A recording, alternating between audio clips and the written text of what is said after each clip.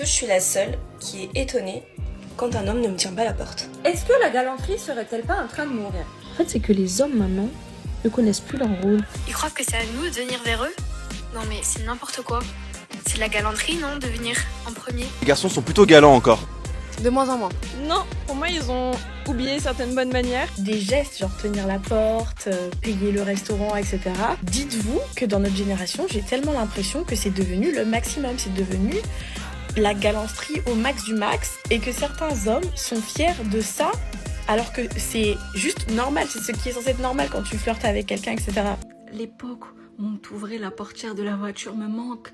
L'époque où on te tirait la chaise pour que tu t'assoies me manque. Les hommes, c'est fini, on arrête. Pourquoi ça passe quoi? Il y a trop de garçons princesses, justement.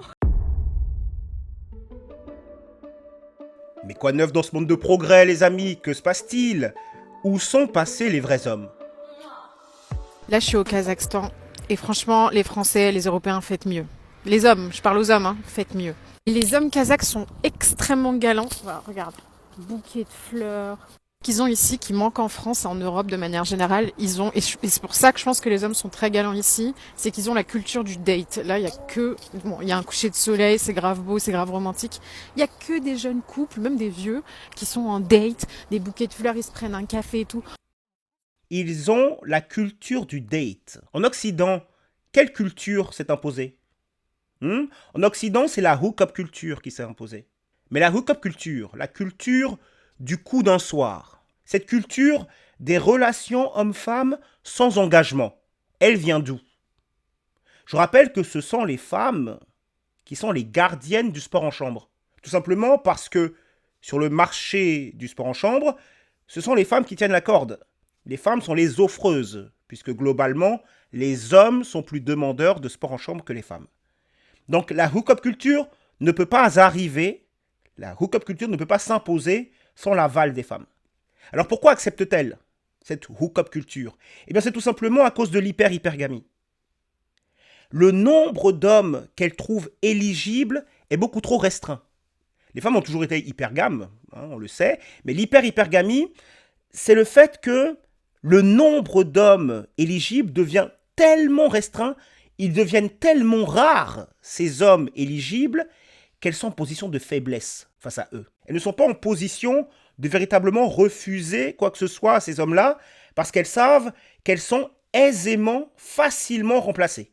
Elles savent que ce qu'elles refusent, une autre femme l'accepte. C'est l'hyper-concurrence entre femmes qui a lieu lorsqu'elles sont hypergames qui amène la hook-up culture. Lorsqu'une femme a un panel beaucoup plus grand, un panel d'hommes éligibles beaucoup plus grand, là, elle peut se permettre de ne pas donner du sport en chambre rapidement. Et le pire dans tout ça, c'est que même les hommes d'un calibre un peu moins haut, on va dire, même ces hommes-là finiront par refuser que les femmes les fassent poireauter. Parce que les hommes communiquent entre eux, d'accord? Et ils comprennent comment ça se passe. Et ils finissent par se dire qu'une femme qui les fait poireauter, c'est une femme qui n'est pas vraiment intéressée par eux. Vous voyez? Donc c'est un cercle vicieux, la culture du « je prends le temps de te faire la cour de manière galante » s'étiole petit à petit. Ça c'est le premier point. Deuxième point, elle nous dit « les Kazakhs sont très galants ». Ils sont très très galants. La question que je vais lui poser c'est « et les femmes kazakhs? Comment se comportent les femmes kazakhs? Est-ce qu'au Kazakhstan, les femmes parlent d'égalité aux hommes toute la journée? Est-ce que les femmes se disent fortes et indépendantes? Est-ce que les femmes kazakhs disent aux hommes « on n'a pas besoin des hommes, on est comme des hommes, on peut faire tout comme les hommes, on est aussi forte que les hommes, et donc on n'a pas vraiment besoin d'eux ». Est-ce que c'est le discours courant que portent les femmes kazakhs à l'endroit des hommes kazakhs? En France, on n'a plus cette culture-là du date parce qu'on est dans un univers hyper permissif où on pense pouvoir... Enfin, c'est même pas qu'on pense pouvoir, c'est qu'on peut jouir de tout de manière hyper instantanée. On surconsomme les corps, on surconsomme les âmes des gens. Et en fait, les gens, ils vont plus en date, ils prennent plus le temps de, je sais pas, de parler, de sortir et tout, genre. Ça, c'est une société de service en fait dans tout. Hein. Tu commandes à manger sur Uber, tu l'as dans les 15 minutes. Tu veux ken quelqu'un ou tu veux voilà qu'il se passe un truc avec quelqu'un, tu l'as direct. En fait, Ah non, ça ce n'est pas la réalité de tous les hommes, ça. Tu veux du sport en chambre avec quelqu'un, tu l'as direct. Ça, c'est le privilège d'un petit nombre d'hommes. Hein. C'est pas la réalité de l'homme moyen, ça. Hein, ça nous dit encore de qui elle parle. Lorsque les femmes parlent des hommes, elles vous parlent souvent des hommes qui les intéressent. en étant comme ça, on s'est auto-niqué parce qu'on pense qu'on a accès à tout et en fait on reste à la surface des choses. Une phrase de Romain Gary qui dit ça, il dit j'ai eu tellement de meufs dans ma vie que j'ai pour ainsi dire toujours été seule, trop ces personnes. Bon, tout ça pour dire que les Kazakhs sont gentlemen, mais je suis partie loin, mais parce que j'ai que ça à foutre. Les Kazakhs sont des gentlemen. Et face aux gentlemen, il y a qui normalement? Il y a des ladies. À ne pas confondre avec les boss ladies. En fait, il faut juste être romantique, je pense. Être romantique, et se traiter avec considération. Regardez la dame grand soir, l'homme très chic, bouquet de fleurs. French could never. Ok, j'ai laissé toute la vidéo. French could never. Les Français ne pourraient jamais faire ça. D'accord? J'ai laissé toute la vidéo. À aucun moment, elle n'a parlé de l'évolution des femmes. Elle nous a parlé de plein de causes différentes à ce changement de comportement chez les hommes. D'accord? Pourquoi les hommes se comportent aujourd'hui de cette manière-là avec les femmes? Les hommes, auparavant, ils faisaient la cour. Ils faisaient la cour, ils offraient des fleurs, ils faisaient plein de choses comme ça. Elle voit que tout ça s'étiole. D'accord? Et à aucun moment, ça ne lui vient à l'esprit, lorsqu'elle se demande pourquoi les choses évoluent comme ça, à aucun moment, elle ne suppose même qu'il y a eu des changements au niveau des femmes. À aucun moment. Parce qu'elle pense que les hommes lui doivent ça. Elle pense que c'est le strict minimum. Les hommes devraient le faire. Ok? De manière... c'est la base. Elle n'a pas l'air de comprendre que l'interaction entre un homme et une femme, c'est une danse. C'est une danse. Ça se fait à deux. Et ce que les femmes font, leur comportement, leur vision du monde, a un effet sur la manière dont les hommes vont se comporter et vice-versa. On s'affecte l'un et l'autre mutuellement et elle n'a pas du tout, absolument pas du tout, l'idée ni même l'intention de rentrer dans sa question, de rentrer dans l'histoire, les responsabilités de la femme moderne. Jamais de la vie. Nous allons creuser dans cette vidéo les raisons pour lesquelles l'égalité va faire lentement mais sûrement disparaître la galanterie, la chevalerie, le romantisme. Tout ça va disparaître sur l'autel, tout ça va être sacrifié sur l'autel de l'égalité. Nous allons voir pourquoi exactement. Girls 2026, il n'y a plus du tout de galanterie. Il est 22h, je suis à Saint-Antoine, j'ai crevé mon pneu mais je l'ai explosé parce qu'il y avait un truc sur la route et je me le suis pris. Et à part deux petits jeunes qui passaient par là qui m'ont proposé leur aide alors que j'avais pas tous les outils et trois jeunes filles trop gentilles qui se sont arrêtées pour rester avec moi le temps que mon frère arrive, personne n'a proposé de m'aider, je suis tellement choquée.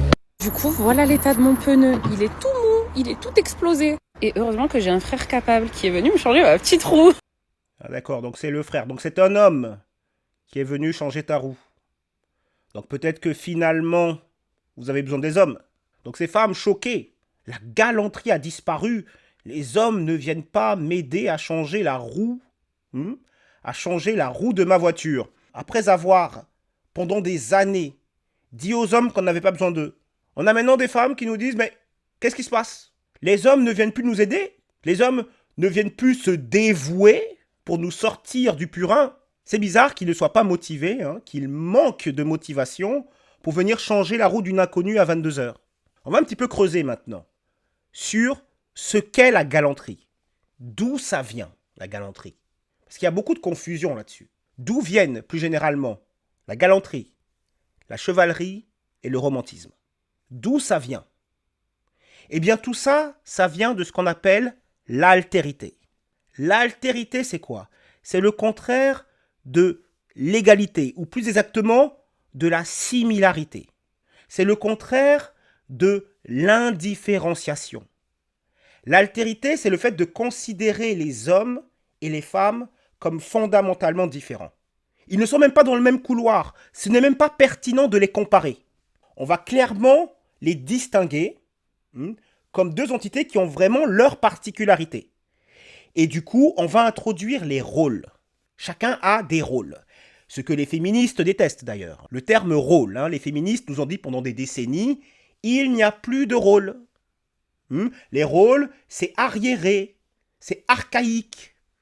C'est le patriarcat, les rôles. On ne veut plus des rôles. Or, l'altérité, les rôles, tout ça, c'est le même concept. C'est dans le même concept. Et dans le cadre de l'altérité, on va introduire une certaine éducation. En fait, la galanterie, le romantisme, ce sont des choses qui se situent au croisement entre l'éducation, l'éducation qui se fait dans un cadre d'altérité. Je suis un homme, donc c'est mon rôle de t'offrir des fleurs, par exemple. Ce n'est pas la femme qui offre les fleurs à un homme. C'est que dans un sens. C'est l'homme qui offre les fleurs à la femme. Quand une femme se dit romantique, elle attend que l'homme fasse des choses romantiques. Elle attend que l'homme organise, par exemple, un dîner romantique. C'est l'homme qui ouvre la porte et laisse passer la femme. C'est dans ce sens-là. Ok ? Pas dans l'autre. C'est l'homme qui tire la chaise pour la femme. Vous voyez ? Ce sont des rôles. C'est pas interchangeable. L'esprit chevaleresque, c'est l'homme qui va risquer sa vie. C'est l'homme qui va mettre en risque, c'est l'homme qui va se mettre en risque pour secourir une femme. D'accord ? C'est dans ce sens-là, toujours dans un sens, pas dans l'autre. Et tout ça ne peut tenir que grâce à l'altérité. Dès que vous amenez l'égalité là-dedans, vous brisez la chose. Dès que les femmes commencent à dire « nous sommes comme les hommes », on peut faire comme les hommes, l'altérité disparaît de fait. Le concept n'a plus de sens. Et les femmes verront de plus en plus d'hommes qui diront « au nom de quoi pourquoi je devrais m'arrêter ?» On verra après les commentaires d'ailleurs. Pourquoi je devrais m'arrêter pour changer ta roue ? Au nom de quoi ? En détruisant l'altérité, les féministes ne se sont peut-être pas rendus compte qu'elles détruiraient petit à petit. Ça ne va pas disparaître d'un coup. Aujourd'hui, il y a encore des hommes qui feront preuve de galanterie, qui feront preuve d'esprit chevaleresque, etc. Il y en a encore qui seront romantiques, il y en a encore. Mais les femmes remarquent que progressivement, ça disparaît. D'accord ? Parce qu'on n'efface pas la tradition d'un coup. Il y a toujours un délai, il y a toujours une certaine inertie, vous voyez ? Donc on ne peut pas le faire d'un coup. Mais elle le remarque déjà, que ça disparaît petit à petit. Et ça disparaîtra. À terme, ça disparaîtra.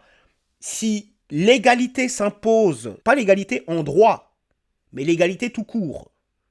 Aujourd'hui, on a dépassé la question de l'égalité en droit. On est dans l'égalité tout court. On est dans l'indifférenciation homme-femme. C'est ça, en fait, qui détruit l'altérité. Et quand l'altérité disparaît, toutes les conséquences de l'altérité disparaissent aussi petit à petit. Et les femmes devront choisir entre l'égalité, ce qu'elles appellent l'égalité, en fait, la similarité, l'indifférenciation homme-femme, elles devront choisir entre ça et l'altérité. Elles ne pourront pas avoir les deux. Elles ne peuvent pas prôner les deux en même temps. Regardons un petit peu les commentaires. Premier commentaire, 18 000 likes. Premier commentaire de Tafares Saint qui nous dit « Bah écoute, t'es forte et indépendante. » Évidemment. Robin qui nous dit « Mais pourquoi on s'arrêterait? J'ai pas compris. » Monsieur qui nous dit « On est mariés, désolé, on s'arrête pas. » Ça, c'est un petit clin d'œil à toutes les femmes que dès que tu approches, rien que pour demander l'heure même, elle te dit « Désolé, j'ai un copain. » Vic qui dit « Demande à l'ours. Je crois qu'il est dispo en semaine. » Le fameux ours. Évidemment qu'on choisit l'ours. Ninis, qui est un peu dépassée. Ninis, c'est une femme. Qui nous dit « Non, mais les commentaires, je comprends pas cette haine. » Cette haine. Quand les hommes ne veulent plus jouer à ce petit jeu de qui perd gagne, je devrais plutôt dire « Face, tu gagnes, pile, je perds. » Quand les hommes ne veulent plus jouer à ça, on dit qu'ils ont la haine. On dit qu'ils sont masculins, qu'ils sont misogynes et qu'ils ont la haine. Les hommes n'ont pas le droit de parler de la cohérence. Ce n'est pas de la haine, c'est juste que les hommes demandent de la cohérence. Alifia qui nous dit « Je connais un ours mécanicien. » Ours, ours, où es-tu? Girl power, Serette. T'as une femme forte, tu vas réussir. Et nous, on finira pas en gardave. On va revenir à ce commentaire. On reviendra sur ce commentaire. Loki qui dit « Il n'y avait pas d'ours dans le coin ?» Et puis quoi encore? La galanterie à 22h pour finir en story time. Bim bam boum qui nous dit la faute à qui? Andoloris qui dit désolé, je fais 1m67. Ça, c'est les hommes qui comprendront cette blague-là. Mais revenons un petit peu. Revenons un petit peu à ce que nous dit Dadou. Girl power serait « t'es une femme forte, tu vas réussir et nous, on finira pas en garde-ave ». Vous avez peut-être eu vent de cette affaire qui s'est passée en Angleterre. C'est le journal The Sun qui nous en parle. Ça s'est passé il y a quelques mois. Une mère a faussement affirmé avoir été VIOL par un bon samaritain qui l'avait ramenée chez elle en voiture après l'avoir trouvée en pleurs dans la rue. Rachel Jones, 38 ans, rentrait chez elle après une soirée arrosée avec des amis lorsqu'elle a été expulsée d'un taxi pour s'être disputée avec le chauffeur. Salim Ullah, un futur papa, donc un homme qui allait être bientôt papa, innocent, passait en voiture lorsqu'il a vu cette mère de 5 enfants pleurer, pieds nus dans la rue. Tellement inquiet de son air désemparé, il s'est gentiment arrêté et lui a proposé de la raccompagner chez elle. Mais après qu'il eut repoussé ses demandes d'accolade, très intéressant, elle a voulu lui faire une accolade et il a refusé, on y reviendra. Jones est rentré chez elle et a faussement affirmé qu'elle avait été attirée dans une voiture et avait été VIOL en réunion par Salim et 2 autres hommes pakistanais sur une aire de repos. Salim, 33 ans, a été retrouvé grâce à la plaque d'immatriculation de sa voiture et arrêté à son domicile devant sa sœur. Il a ensuite été détenu dans une cellule de police pendant 30 heures et a dû subir des examens intrusifs, a-t-on appris devant le tribunal de Chester. Salim est resté suspect pendant 4 jours et a fait l'objet de rumeurs dans son quartier avant que la police ne conclue qu'aucun VIOL n'avait eu lieu. Le futur père avait enregistré sa rencontre avec Jones sur son téléphone. Heureusement pour lui. Heureusement qu'il a eu la bonne idée d'enregistrer. Donc il savait quelque chose, il avait senti quelque chose. Aujourd'hui, les hommes sentent quelque chose. L'environnement féministe dans lequel nous sommes, délétère, le contexte délétère dans lequel nous sommes, les hommes savent qu'il faut se méfier. Donc, heureusement pour lui, il avait enregistré les interactions avec Jones, enregistré sur son téléphone portable et avait fourni la vidéo à la police pour contribuer à son innocence. Jones a été condamné à 2 ans de prison après avoir plaidé coupable d'entrave à la justice. Voilà. Donc elle a tenté de détruire la vie d'un homme. Elle est condamnée à 2 ans de prison. On ne sait même pas si c'est du sursis ou quoi. Peut-être qu'elle ne mettra même pas le pied en prison. Lui, il faut savoir, l'homme qu'elle a accusé risquait la perpétuité. Donc voilà sa sanction pour avoir essayé de détruire la vie d'un homme. Lors du prononcé de la sentence, le juge Stephen Everett lui a déclaré « Monsieur Ullah s'est comporté de manière exemplaire et a fait ce que beaucoup de gens n'auraient pas fait. » On se demande pourquoi, les amis. Il est venu à votre secours. Malheureusement, si beaucoup d'autres personnes ne seraient pas venues en aide à une femme seule et en détresse au milieu de la route, sans chaussures, c'est à cause de ce qui lui est arrivé à la suite de son acte de charité. Ça, c'est le juge qui lui dit ça. Beaucoup de gens diront « je ne le ferai pas », justement au cas où une accusation grave serait portée. Votre comportement, c'est le juge qui continue, votre comportement a des conséquences pour les personnes qui sont réellement dans le besoin et vous avez desservi les victimes qui ont été véritablement agressées et qui sont laissées sur le bord de la route, peut-être parce que les automobilistes qui passent se disent « je ne prends pas le risque ». Rappelez-vous aussi, en fin d'année dernière, à Pau, une jeune femme condamnée pour fausse accusation de VIOL. Une jeune femme d'une 20aine d'années a été condamnée, écoutez bien, à 105 heures de travail d'intérêt général pour avoir faussement accusé un homme de VIOL à Pau. Là, nous sommes en France. Voilà ce qu'elle risque. En Angleterre, pour VIOL, vous pouvez prendre la perpétuité, vous pouvez prendre perpète. En France, un homme accusé de VIOL peut prendre jusqu'à 15 ans. Or, l'enquête menée par les policiers a permis de montrer que l'agression supposée n'avait pas eu lieu. Divers résultats d'analyse et des relevés téléphoniques en attestent. Ça veut dire elle aussi, c'est parce qu'elle a été mise au pied du mur, qu'elle était obligée d'avouer. Et vous voyez le peu de dissuasion qu'il y a. D'accord? Des hommes qui peuvent prendre perpète ou qui peuvent prendre 15 ans de prison, pendant que les femmes risquent 105 heures de travail d'intérêt général. Ça veut dire, même lorsqu'elle rate son coup, c'est pas si grave finalement. Donc la loi ne les dissuade pas du tout de mentir sur un homme.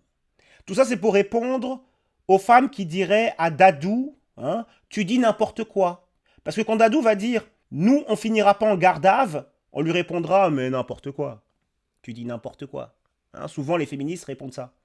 Qu'est-ce qu'il dit encore, gardave et tout, n'importe quoi, c'est des fausses excuses, etc.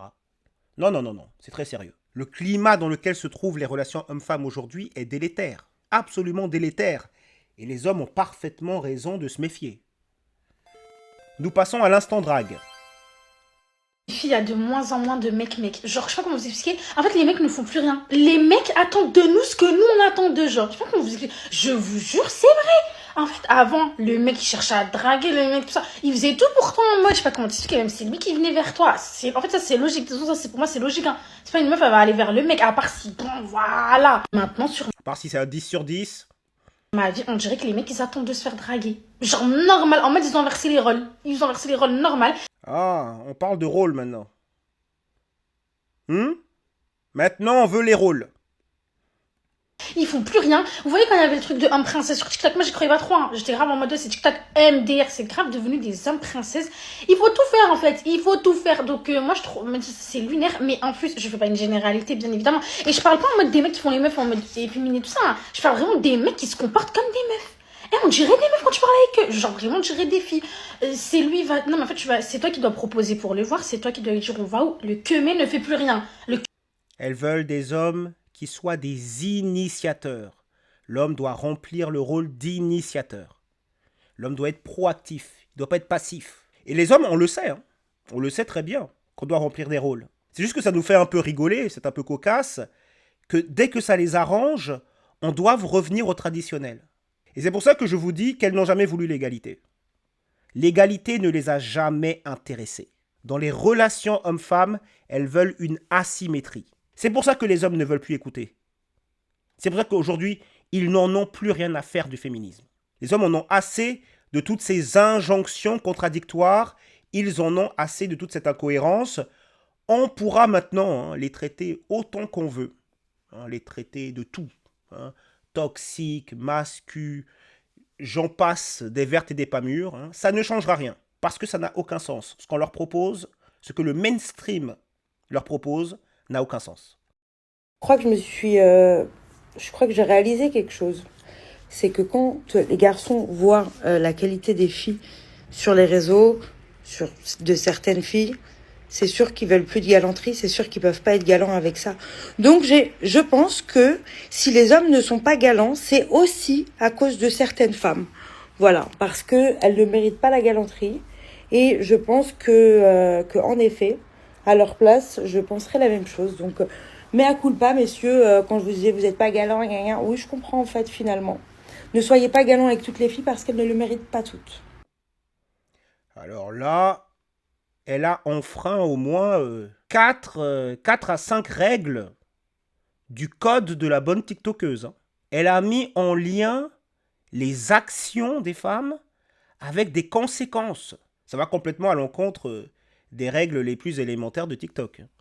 Dans TikTok, les femmes sont des reines et méritent toutes le meilleur. C'est comme ça que le mot mérite s'utilise sur TikTok. Qu'est-ce qu'elle est en train de faire là? Est-ce que je dois lever l'opacité des murs pour cette dernière intervention?